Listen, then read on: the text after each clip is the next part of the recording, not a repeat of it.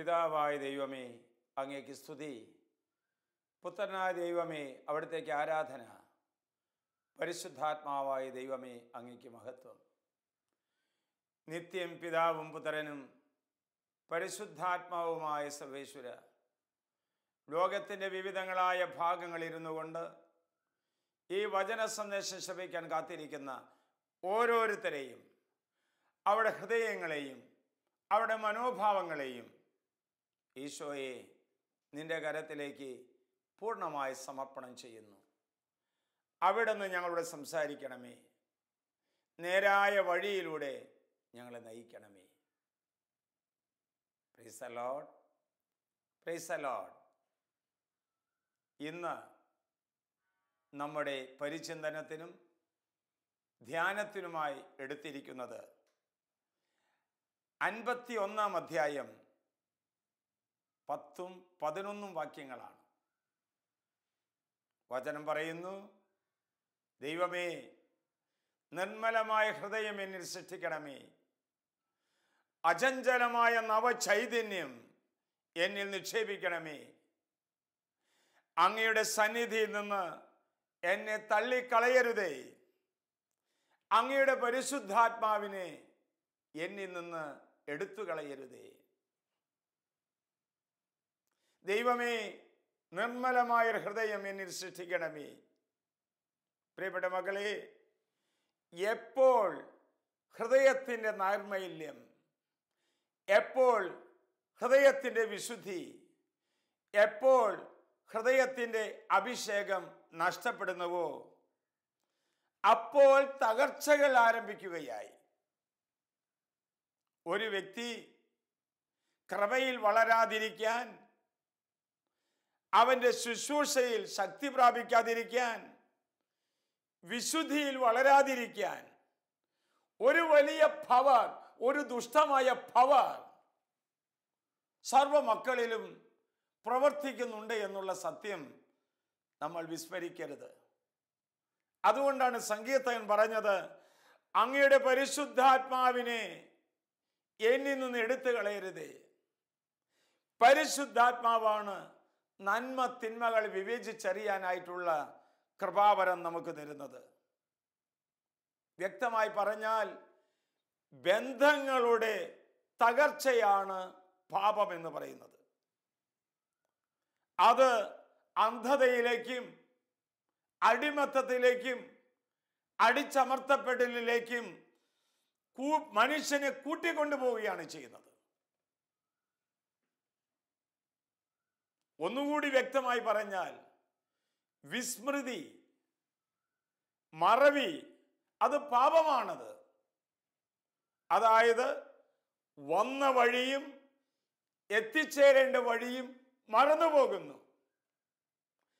ദൈവത്തിൽ നിന്നാണ് ഞാൻ ആരംഭിച്ചതെന്നും ദൈവത്തിൽ ഞാൻ വിലയം പ്രാപിക്കേണ്ടതുമാണെന്നുള്ള ആ കാര്യം അവൻ മറന്നുപോകുന്നു. അത് പാപമാണത്. ഞാൻ ആരംഭിച്ച വഴിയും എത്തിച്ചേരേണ്ട വഴിയും നമ്മൾ മറക്കാൻ പാടുള്ളതല്ല. ദുഷ്ടശക്തിയുടെ പ്രവർത്തന ഫലമായിട്ടാണ് വന്ന വഴിയെ മറക്കുന്നത്. ഒരുവൻ മദ്യപിക്കുന്നത്, ലഹരികൾക്ക് അടിമയായി തീർന്നത്, തോന്യാസം ചെയ്ത് ജീവിക്കുന്നത് ഈ കൃപ നഷ്ടപ്പെട്ടു പോകുമ്പോഴാണ്. ദൈവത്തെ കുറിച്ചുള്ള, ദൈവ സ്നേഹത്തെ കുറിച്ചുള്ള ഓർമ്മയാണ് അനുതാപം എന്ന് പറയുന്നത്. എൻ്റെ ദൈവമേ, അങ്ങയോട് ഞാൻ ചെയ്യേണ്ടതൊന്നും ചെയ്തില്ലല്ലോ. എൻ്റെ കർത്താവേ, ഇത്രമാത്രം നന്മ ചെയ്തിട്ടും ഞാൻ എത്ര ഹീനമായിട്ടാണ്, എത്ര മോശമായിട്ടാണ് ഞാൻ പെരുമാറുന്നത്.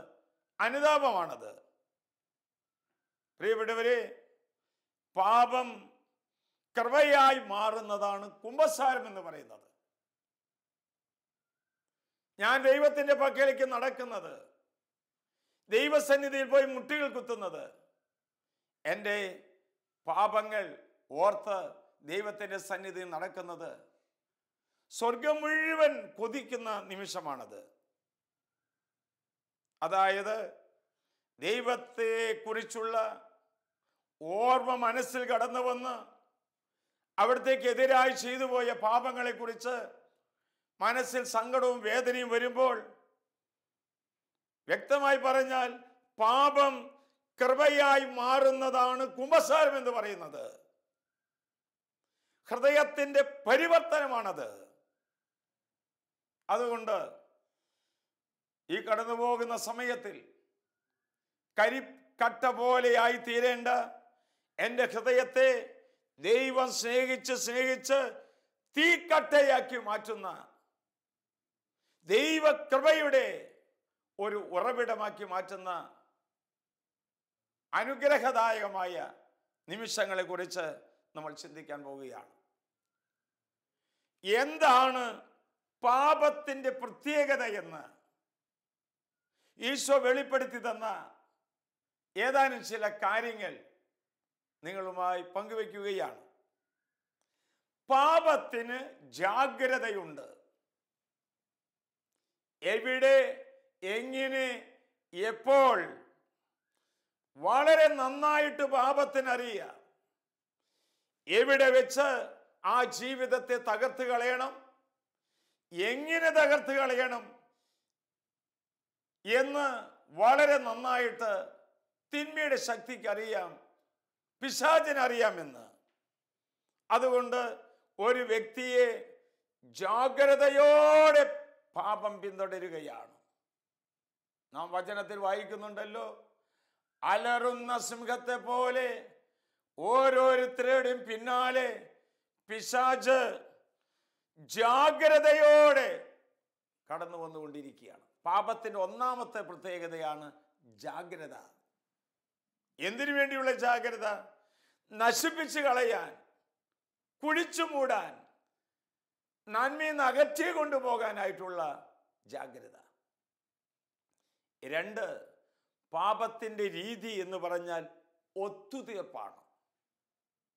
ഇന്ന് ഈ വചനം ശ്രവിക്കുന്ന പലരും പല കാര്യങ്ങളുമായി ഒത്തുതീർക്കുകയാണ്.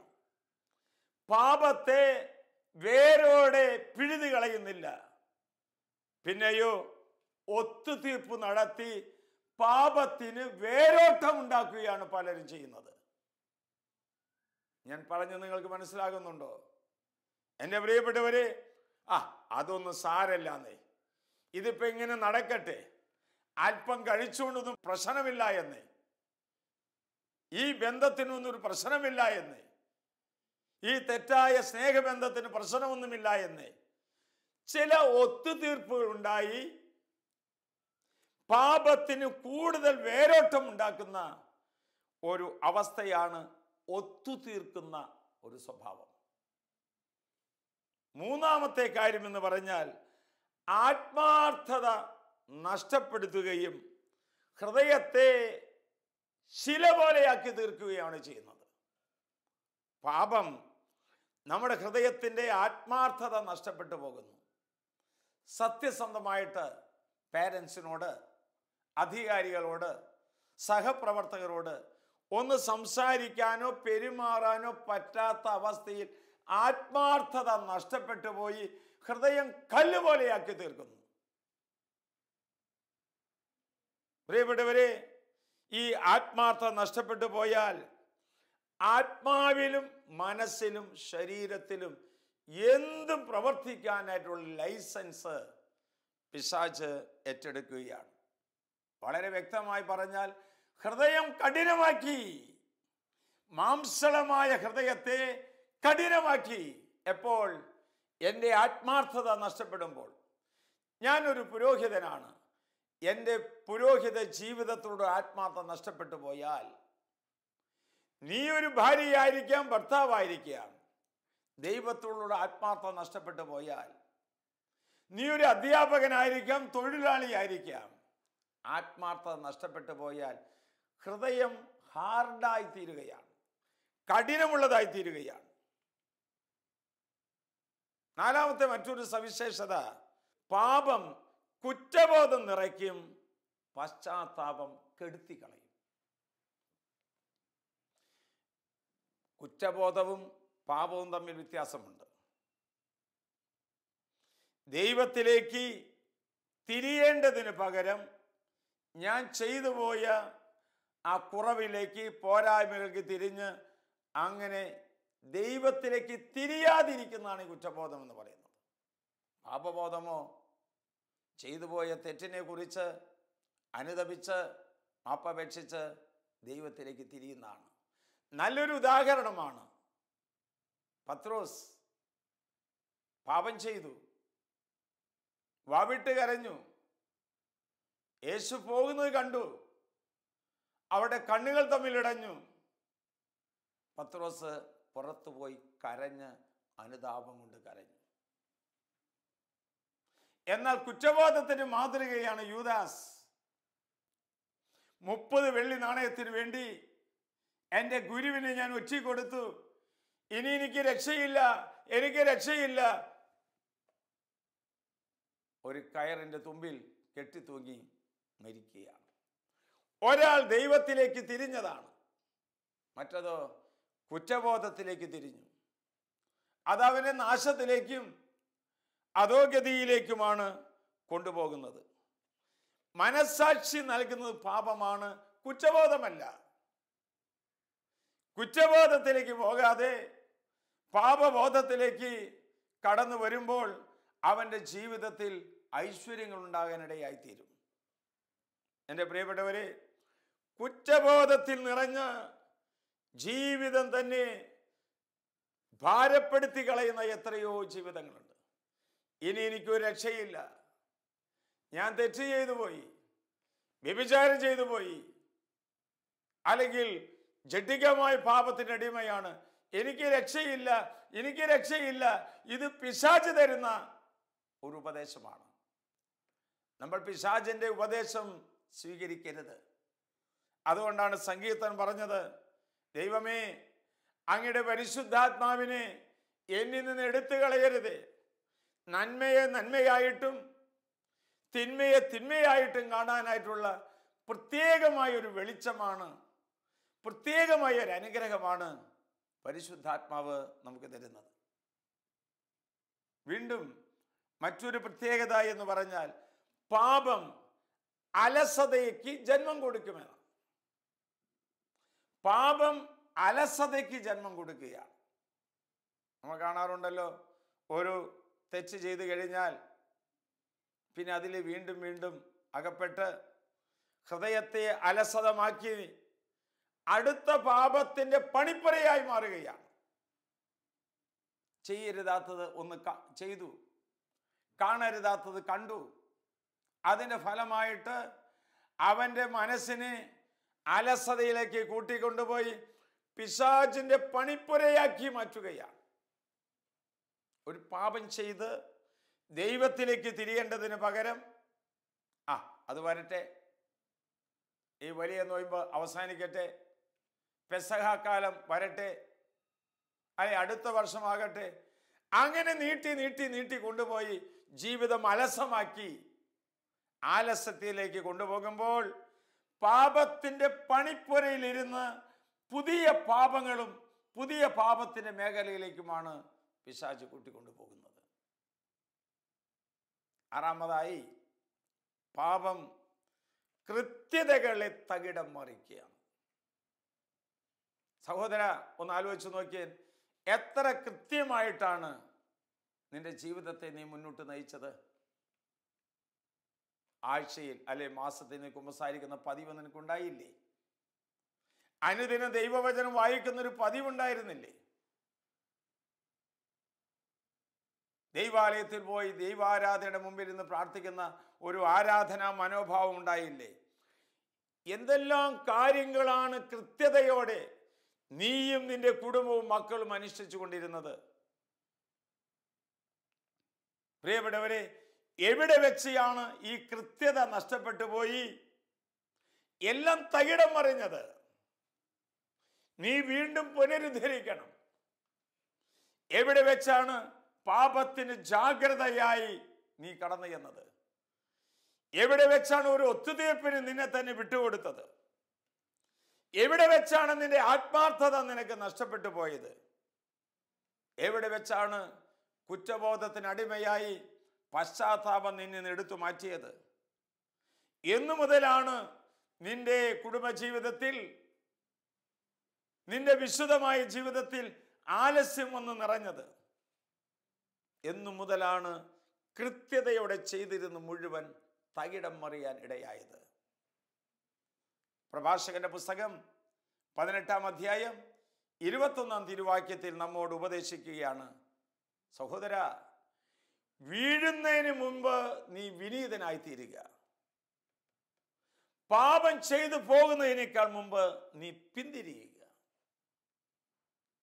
എവിടെ വിനയമുണ്ടോ അവിടെ പാപത്തിൽ നിന്ന് പിന്തിരിയാനായിട്ടുള്ള പ്രേരണ സ്വീകരിക്കാൻ എളുപ്പമുണ്ട്. ദൈവത്തിന്റെ ആത്മാവ് പറയുന്നു, പാപം ചെയ്ത ഓരോ പാപിക്കും രക്ഷപ്പെടാനുള്ള വാതിൽ യേശുവാണെന്ന് തിരിച്ചറിയുക. എത്ര വലിയ ഘോരമായ പാപം ചെയ്താലും ആ പാപത്തിന്റെ കറ കഴുകിക്കളയാൻ യേശുവിന്റെ രക്തത്തിന് കഴിയുമെന്ന് നീ വിശ്വസിക്കുക. ഈ വലിയ വിശ്വാസത്തിലേക്ക് നമ്മൾ കടന്നു നീങ്ങുമ്പോൾ നമ്മുടെ ജീവിതത്തിൻ്റെ തകർച്ചകൾ, നമ്മുടെ ജീവിതത്തിൻ്റെ എല്ലാവിധത്തിലുള്ള ഭാഗധേയങ്ങൾ അവിടുന്ന് നമുക്ക് ക്രമപ്പെടുത്തി തരും. ഒന്നും മറക്കരുത്, തിന്മയും നന്മയും എന്നും ഒരു മത്സരത്തിലാണ്. തിന്മയും നന്മയും എന്നും മത്സരത്തിലാണ്. തിന്മ ചെയ്ത് ശീലമുള്ളവർ തിന്മ തന്നെ ചെയ്ത് ചെയ്ത് തിന്മയിലേക്ക് അടിയുറയ്ക്കുന്നു. നന്മ ചെയ്യുന്നവർ നന്മ ചെയ്ത് ചെയ്ത് ചെയ്ത് ചെയ്ത് അതിൽ അടിയുറയ്ക്കുന്നു. 1 യോഹന്നാൻ 4:4 നാം വായിക്കുന്നു, നിങ്ങളുടെ ഉള്ളിലുള്ളവൻ ലോകത്തിലുള്ളവനേക്കാൾ വലിയവനാണ്. നിങ്ങളുടെ ഉള്ളിലിരിക്കുന്നവൻ ലോകത്തിലുള്ളവനേക്കാൾ വലിയവനാണെന്നുള്ള സത്യം നമ്മൾ തിരിച്ചറിയണം. പാപം ചെയ്യാൻ, തിന്മയിലേക്ക് പോകാൻ പിശാച് പ്രേരിപ്പിക്കുമ്പോൾ അരുതേ എന്ന് നമ്മെ പറഞ്ഞ് അതിൽ നിന്ന് പിന്തിരിപ്പിക്കുന്ന എത്രയോ സന്ദർഭങ്ങൾ നമുക്ക് ഓരോരുത്തർക്കും ഉണ്ടായിട്ടുണ്ട്. പരിശുദ്ധാത്മാവുടെ ഹൃദയത്തിലുണ്ടായാൽ തിന്മകളിൽ നിന്ന് ഓടിയകലാൻ നമുക്ക് സാധിക്കും. ഇപ്പോ ഒരു വീട്ടിൽ ഒരു ഭർത്താവ് മദ്യപിച്ച് മദ്യപിച്ച് മദ്യപിച്ച് രോഗിയായി തീർന്നു. തൻ്റെ ഭാര്യ ഒരു പരിഭവവും കാണിക്കാതെ അവനെ സ്നേഹിച്ച് സ്നേഹിച്ച് അവനെ ശക്തിപ്പെടുത്തി പ്രതികാരമില്ലാതെ, വിദ്വേഷമില്ലാതെ, പരിഭവങ്ങളില്ലാതെ അവനെ സഹായിച്ച് അവൻ്റെ ദുർഭഗമായ അവസ്ഥയിൽ കൂട്ടിന് നിന്ന് ഒരു നല്ല മരണത്തിനായി ഒരുക്കിയ സഹോദരിമാർ ഈ സമൂഹത്തിൽ ഇരിക്കുന്നുണ്ടാകാം, മറിച്ചുമുണ്ടാകാം. എൻ്റെ പ്രിയപ്പെട്ടവരെ, തിന്മയ്ക്ക് പകരം തിന്മ ചെയ്ത് ഒരു വിജയിയായി മുദ്ര കുത്തുന്നതിനേക്കാൾ നല്ലത് തിന്മയ്ക്ക് പകരം നന്മ ചെയ്ത് ഒരു പരാജിതൻ എന്ന് മുദ്ര കുത്തുന്നതല്ലേ കൂടുതൽ നല്ലത്? നന്മ ചെയ്ത് പരാജിതരായി തീരുമ്പോൾ ആരും അറിഞ്ഞില്ലെങ്കിലും ദൈവം അറിയുന്നുണ്ട്. ആരും അറിയുന്നില്ലെങ്കിലും സ്വർഗം അറിയുന്നുണ്ട്. സ്വർഗത്തിൻ്റെ ഒരു വിജയിയായി തീരുക, അതാണ് യഥാർത്ഥമായിരിക്കുന്ന സന്തോഷം നമുക്ക് പ്രദാനം ചെയ്യുന്നത്. സ്വർഗത്തിൻ്റെ ഒരു വിജയിയായി തീരുവാൻ സാധിക്കണമെങ്കിൽ തിന്മയെ നന്മ കൊണ്ട് നമ്മൾ നേരിടണം. ലൂക്കയുടെ സുവിശേഷം 7-ാം അധ്യായം 47-ാം വാക്യത്തിൽ നാം വായിക്കുന്നുണ്ട്, ഇവളുടെ നിരവധിയായ പാപങ്ങൾ ക്ഷമിക്കപ്പെട്ടിരിക്കുന്നു, എന്തെന്നാൽ ഇവൾ അത്യധികം സ്നേഹിച്ചു. സ്നേഹം പാപകൂമ്പാരത്തെ മായ്ച്ചു കളയുകയാണ്. പാപം ചെയ്യാൻ ഓടി നടന്നതിൻ്റെ 10 ഇരട്ടി വേഗതയിൽ നന്മ ചെയ്യാനായിട്ടുള്ള അഭിലാഷം നമ്മുടെ ഹൃദയത്തിൽ കുരുത്തു വരട്ടെ. മർക്കോസിന്റെ സുവിശേഷം 2-ാം അധ്യായം 10-ാം വാക്യത്തെ നാം വായിക്കുന്നു. ഭൂമിയിൽ പാപം ക്ഷമിക്കാൻ മനുഷ്യപുത്രന് അധികാരമുണ്ടെന്ന് അറിയേണ്ടതിന് ആ തളർവാദ രോഗിയോട് പറഞ്ഞു, നീ നിന്റെ കിടക്കയും എടുത്ത് വീട്ടിലേക്ക് പോകുക. പാപങ്ങൾ ക്ഷമിക്കപ്പെടുമ്പോൾ ശരീരത്തിനും ആത്മാവിനും സൗഖ്യങ്ങൾ അവിടുന്ന് പ്രദാനം ചെയ്യുന്നു. പ്രിയപ്പെട്ടവരെ, ഈ കാലഘട്ടത്തിൽ നോയമ്പിനും ഉപവാസത്തിനും ഒക്കെ മാറ്റിവെക്കപ്പെട്ടിരിക്കുന്ന ഈ കാലഘട്ടത്തിൽ പൗലോസ് ശ്ലീഹ നമ്മോട് പറയുന്നു, എഫെസോസ്യർക്കാർക്ക് എഴുതിയ ലേഖനം 5-ാം അധ്യായം 3-ാം വാക്യത്തെ നമ്മെ ഓർമ്മപ്പെടുത്തി തരുന്നു. നിങ്ങളുടെ ഇടയിൽ വ്യഭിചാരത്തിൻ്റെയും യാതൊരു വിധത്തിലുള്ള അശുദ്ധിയുടെയും അത്യാഗ്രഹത്തിന്റെ പേര് പോലും കേൾക്കരുത്. അങ്ങനെ വിശുദ്ധർക്ക് യോഗ്യമായ രീതിയിൽ പ്രവർത്തിക്കുവിൻ. പിശാചിന്റെ കെണിയിൽ നിന്നും അവന്റെ തന്ത്രത്തിൽ നിന്നും കാത്തുരക്ഷിച്ച് വിശുദ്ധർക്ക് യോഗ്യമായ രീതിയിൽ സംസാരിക്കാനും പ്രവർത്തിക്കാനും ഉള്ള അനുഗ്രഹം ഈ കാലഘട്ടത്തിൽ പരിശുദ്ധാത്മാവ് നമുക്ക് തരട്ടെ. നമുക്ക് കണ്ണുകൾ അടയ്ക്കാം, നമുക്ക് കരങ്ങൾ കൂപ്പാം. ദൈവമേ, ഞങ്ങളുടെ വഴികളെ സൂക്ഷ്മതയോടെ പരിശോധിക്കാനും അവിടുന്ന് കാണിച്ചു തരുന്ന നന്മയുടെ വഴിയുടെ നടക്കുവാനുള്ള വലിയ കൃപാവരം ഞങ്ങൾക്ക് തരണമേ. ഇന്നോളം ഞങ്ങളുടെ പാപ വഴികളിൽ, ഞങ്ങളുടെ ജീവിത വഴികളിൽ പാപത്തിൻ്റെ വഴിയുടെ കടന്നുപോയതിനെ ഓർത്തുകൊണ്ട് ഞങ്ങൾ മാപ്പ് ചോദിക്കുന്നു. ആത്മാർത്ഥമായ അനുതാപത്തോടെ പശ്ചാത്താപത്തോടെ തിരിച്ചു വന്ന് അങ്ങയെ സ്വീകരിക്കുവാനും അങ്ങയുടെ എളിയ മകനായി, ഒരു എളിയ ശുശ്രൂഷകനായി അങ്ങയ്ക്ക് സാക്ഷ്യം വഹിക്കുവാനും ഞങ്ങളെ ഓരോരുത്തരെയും ശക്തിപ്പെടുത്തണമേ. നിത്യം പിതാവും പുത്രനും പരിശുദ്ധാത്മാവുമായി സർവേശ്വര എന്നേക്കും ആമേൻ.